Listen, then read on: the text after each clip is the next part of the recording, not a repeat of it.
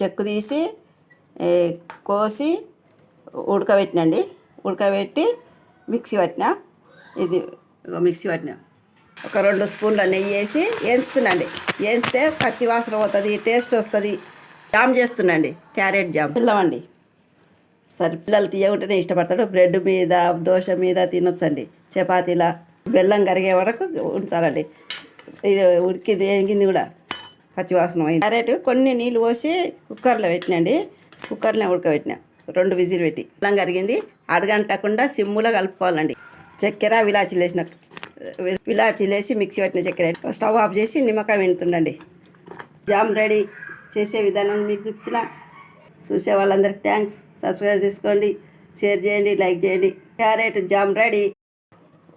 చెక్కు తీసి కోసి ఉడకబెట్టినండి. ఉడకబెట్టి